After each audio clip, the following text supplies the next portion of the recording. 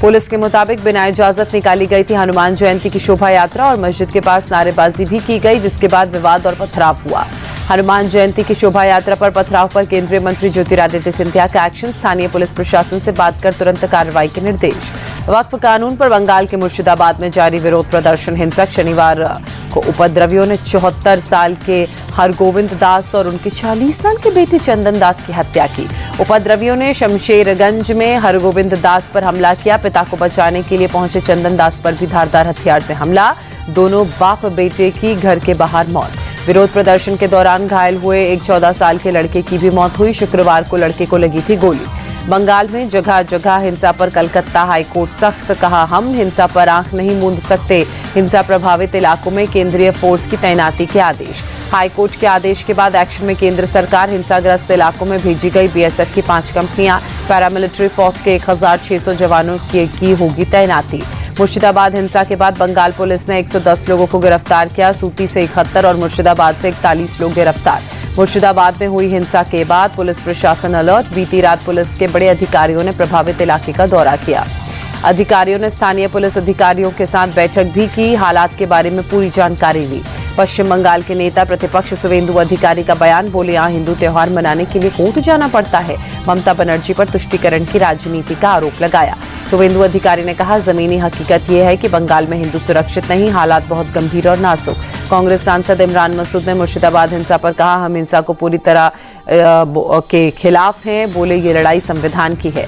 इमरान मसूद ने लोगों से अपील की, विरोध करें लेकिन ऐसा कुछ ना करें जो संविधान के खिलाफ हो। बोले कानूनी सीमाओं में रहकर विरोध करें। पश्चिम बंगाल की सीएम ममता बनर्जी के बयान पर छत्तीसगढ़ के सीएम का पलटवार। विष्णुदेव साय ने कहा, संसद के पास कानून पूरे देश के लिए होता है, हर राज्य को करना होता है उसका पालन। खंतरी गांव में बिना इजाजत अंबेडकर की प्रतिमा लगाने पर गांव वालों का गुस्सा फूटा। ग्राम समाज की जमीन पर अवैध तरीके से प्रतिमा स्थापित किए जाने का आरोप। गांव वालों के मुताबिक 3 दिन पहले ग्राम प्रधान के प्रस्ताव पर रखी गई थी बाबा साहब अंबेडकर की प्रतिमा। हजारों की तादाद में पहाड़पुर चौराहे पर लोगों ने विरोध प्रदर्शन किया। मौके पर पहुंची पुलिस टीम पर गांव वालों ने हमला किया। उग्र भीड़ ने प्रशासन के खिलाफ नारेबाजी की, पुलिस वालों पर जमकर पथराव किया। पुलिस ने खंतरी गांव के प्रधान को हिरासत में लिया। पूरे इलाके में भारी तादाद में पुलिस और पीएसी के जवानों की तैनाती। गांव वालों के विरोध के बाद मूर्ति को कवर किया गया। बीजेपी के विधायक योगेश शुक्ला ने कहा, प्रतिमा का भी अनावरण नहीं होगा, इजाजत मिलने के बाद ही मूर्ति खोली जाएगी। आगरा में करणी सेना ने राणा सांगा के अपमान मामले में जोरदार प्रदर्शन किया। 1 लाख से ज्यादा प्रदर्शनकारियों ने विरोध जताया। वाराणसी में सपा नेता हरीश मिश्रा पर जानलेवा हमला। राणा सांगा पर रामजी लाल के बयान से नाराज था हमलावर, पुलिस ने केस दर्ज किया।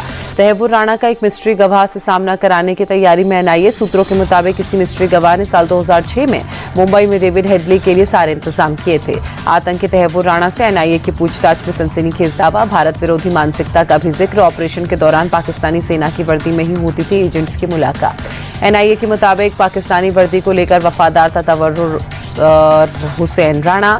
सेना छोड़ने के बाद लेता रहा आतंकवाद की ट्रेनिंग। आतंकी डेविड हेडली के साथ भारत में अपने धर्म को छिपाकर घुसा था तहव्वुर राणा। सूत्रों की खबर, स्थानीय लोगों से मुलाकात कराने में भी हेडली की मदद की थी।